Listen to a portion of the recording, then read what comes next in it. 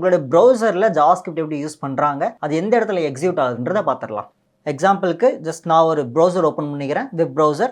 நான் வந்து Chrome use பண்ணியிருக்கேன், நீங்கள் வந்து எதுனாலும் யூஸ் பண்ணிக்கலாம், எட்ஜ் யூஸ் பண்ணலாம், க்ரோம் யூஸ் பண்ணலாம். பட் நான் ப்ரிஃபர் பண்ணுறது க்ரோம் தான். அந்த ஒரு வெப் ப்ரௌசர் ஓப்பன் பண்ணிவிட்டு சாம்பிளுக்கு ஒரு வெப்சைட் ஓப்பன் பண்ணிக்கோங்க. இதில் ரைட் கிளிக் பண்ணிங்க அப்படின்னா இந்த மாதிரி ஒரு பாப்அப் ஓப்பன் ஆகும். பாப்அப்னு சொல்லலாம், இல்லை டைலாக் பாக்ஸ்னு சொல்லலாம். இதில் இன்ஸ்பெக்ட் கொடுத்தீங்க அப்படின்னா இந்த மாதிரி ஒரு பேனல் ஓப்பன் ஆகும். ஸோ இந்த பேனல் வந்து என்ன சொல்லுவாங்கன்னா ப்ரௌசர் டெவலப்பர் டூல்னு சொல்லுவாங்க. மெயினாக எதுக்காக யூஸ் ஆகும் அப்படின்னா உங்களோட அப்ளிகேஷனுக்கு தேவையான எல்லாத்தையும் பார்த்துக்கலாம். எக்ஸாம்பிள் இந்த எலமெண்ட்ஸ்ன்ற டேப் இருக்கா, இதில் பார்த்தீங்கன்னா உங்களோட HTML, இந்த கண்டென்ட் வரது எல்லாமே HTML கரெக்டான டேக் பேஸ்ல தானே இருக்கும், அதை நீங்க பார்த்துக்கலாம். நெக்ஸ்ட் பார்த்தீங்கன்னா கன்சோல்னு ஒரு டேப் இருக்கா, ஸோ இதில் தான் நீங்க ஜாவாஸ்கிரிப்டை பார்க்க போறீங்க. எக்ஸாம்பிள் பார்த்தீங்க அப்படின்னா ஒரு மேத்தமெட்டிக்கல் ஆப்ரேஷன் அடிஷன் மாதிரி பண்றீங்கன்னு வச்சுப்போம். 10 + 10 கொடுத்தேன் அப்படின்னா இப்போ 20 வருதா. இதே மாதிரி இப்போ ஏன்ற இந்த பர்டிகுலர் வேரியபிளுக்கு வந்து நான் ஒரு 30ன்ற ஒரு வேல்யூ நான் அசைன் பண்ணுறேன்.